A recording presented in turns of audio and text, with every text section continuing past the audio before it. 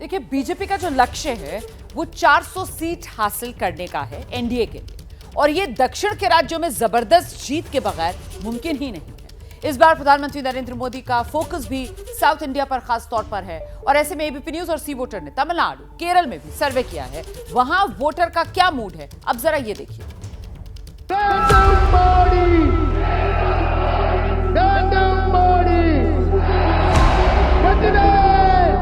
दक्षिण में भगवा पार्टी के विस्तार के लिए तमिलनाडु में हुंकार भर रहे थे प्रधानमंत्री। करोड़ों की विकास योजनाओं की सौगात देने के बाद परिवारवाद के बहाने सत्ताधारी पार्टी पर जमकर प्रहार किया था। मकसद साफ है, 400 सीटों का लक्ष्य हासिल करने के लिए 39 सीटों वाले तमिलनाडु में कमल खिलाना। मगर एबीपी न्यूज और सी वोटर के सर्वे में क्या सामने आ रहा है, वो जानिए। बीजेपी 0/लड्डू AIADMK भी खाता नहीं खोल पाएगी, जिस ओर इशारा कर दिया था संजय ने कि इतना बड़ा मार्जिन हो, इतना फर्क हो वोट शेयर में और त्रिकोणीय मुकाबला हो, तो ऐसा ही हो सकता है और वैसा ही होता दिख रहा है। और DMK, कांग्रेस, कमल हसन के गठबंधन को अभी सीटों का बंटवारा नहीं हुआ है, लेकिन वो एनडीए का सुपड़ा साफ करते दिखाई दे रहे हैं।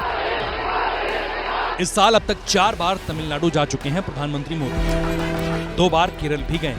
केरल को भी करोड़ों की सौगातें दी। 21 सीटों वाले केरल में अब तक बीजेपी का खाता नहीं खुला। इस बार सर्वे क्या कह रहा है, वो जान लीजिए। क्लीन स्वीप फिर से मारती हुई, फिर से बल्कि मैंने गलत शब्द इस्तेमाल कर दिया, पिछली दफा 19 सीटें ही थी। जाहिर है, दक्षिण के दुर्ग में, खासकर जिस तमिलनाडु और केरल में प्रधानमंत्री मोदी बार बार जा रहे हैं, वहां बीजेपी को कोई फायदा मिलता नहीं दिख रहा।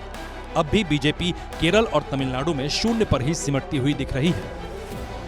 लेकिन उत्तर के राज्यों में, खासकर जहां कांग्रेस सत्ता में है, उस हिमाचल प्रदेश का सर्वे बताएंगे। लेकिन उससे पहले ये तस्वीर देखिए।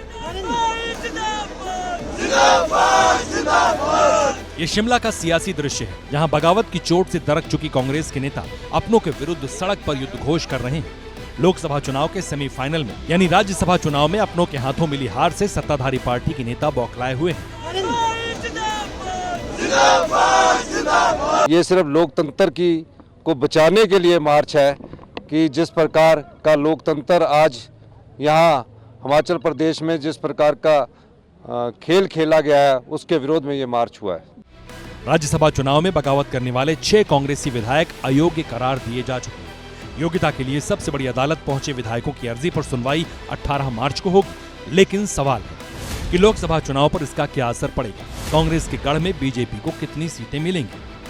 4 सीटों वाले जिस हिमाचल प्रदेश में 2019 में सभी सीटें हासिल की थी, वहां इस बार लोगों का सियासी मिजाज क्या है, वो जानिए। अब बात हम यहाँ पर करेंगे हिमाचल प्रदेश की। ये पहाड़ी राज्य है हिमाचल प्रदेश। क्या कहते हैं आंकड़े, देखिए यहाँ पर 4 सीटें हैं और चारों की चारों सीटें बीजेपी के खाते में जाती हुई दिखाई दे रही। कांग्रेस के सत्तासीन होने के बाद भी कुछ फायदा मिलता हुआ नहीं दिख रहा। हिमाचल की तरह ही पहाड़ी राज्य है उत्तराखंड, जहां कांग्रेस सत्ता में नहीं है, जहां लोकसभा की 5 सीटें हैं, जहां 2014 और 2019 में बीजेपी ने सारी सीटें जीती थी। वहां इस बार लोगों का मूड क्या है, वो जानिए। और देखिए 2024 का ये सबसे बड़ा ओपिनियन पोल, 5 सीटें उत्तराखंड की, जिसमें 5 पर यहां पर जो है वो बीजेपी को मिलती हुई दिखाई दे रही है। सबसे बड़ी खबर है, उत्तराखंड पर 5 सीटें, यानी बीजेपी का क्लीन स्वीप उत्तराखंड में देखने को मिल सकता है। उत्तराखंड में मोदी मैजिक की हैट्रिक साफ साफ दिख रही है। उत्तराखंड में कांग्रेस और बीजेपी के बीच सीधे सीधे टक्कर होगी, लेकिन जम्मू कश्मीर में बीजेपी का मुकाबला इंडिया गठबंधन से होगा। एबीपी न्यूज और सी वोटर का सर्वे क्या कह रहा है, बताएंगे। मगर उससे पहले जान लीजिए कि 5 रोज पहले ही प्रधानमंत्री मोदी श्रीनगर पहुंचकर नई लकीर खींच चुके हैं। जम्मू और श्रीनगर को स्मार्ट सिटी बनाने के लिए इंफ्रास्ट्रक्चर के नए प्रोजेक्ट भी लाए जा रहे हैं। आप देखिएगा, आने वाले समय में जम्मू कश्मीर की सक्सेस स्टोरी पूरी दुनिया के लिए एक बहुत बड़ा आकर्षण का केंद्र बनेगा। जम्मू कश्मीर में इंडिया गठबंधन दरक चुका है। कांग्रेस और नेशनल कॉन्फ्रेंस से अलग होकर महबूबा मुफ्ती चुनाव लड़ रही हैं। उमर अब्दुल्ला महबूबा को कबूलने के लिए तैयार नहीं है। कांग्रेस ये कह रही है कि हम जान देना चाहते थे पीडीपी को, लेकिन क्योंकि वो कौन होते, वो मैं माफी चाहता हूँ ना, कांग्रेस कौन होती है देने वाली? और अगर कांग्रेस देना चाहे तो शौक से दे। 3 सीटें कांग्रेस के पास हैं, जम्मू सीट, उधमपुर सीट और लद्दाख सीट कांग्रेस के पास है। किसने रोका उनको? शौक से दे दें। इस अदावत का ओपिनियन पोल में क्या असर दिख रहा है, देखिए। 2 बीजेपी 3 कांग्रेस प्लस जम्मू कश्मीर की तस्वीर, 5 सीटों का पूरा लेखा जोखा ये है। 2019 के लोकसभा चुनाव में जम्मू कश्मीर और लद्दाख एक साथ थे। तब 6 सीटें थी, जिनमें से बीजेपी ने 3 सीटें जीती थी। अब लद्दाख अलग हो चुका है, वहां इस बार बीजेपी रिपीट करती हुई दिख रही है।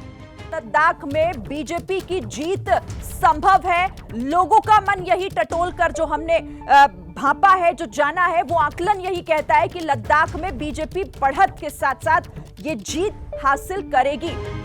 जाहिर है पहाड़ी राज्यों की 15 सीटों में से 12 सीटों पर बीजेपी आगे नजर आ रही है, लेकिन दक्षिण में इस बार भी बीजेपी शून्य पर ही सिमटती हुई दिख रही है।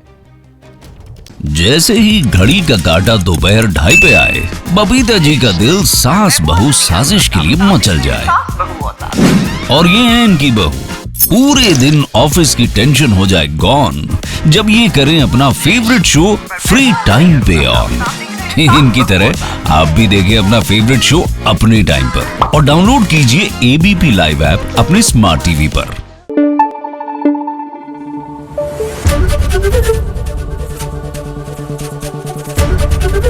एबीपी न्यूज आपको रखे आगे।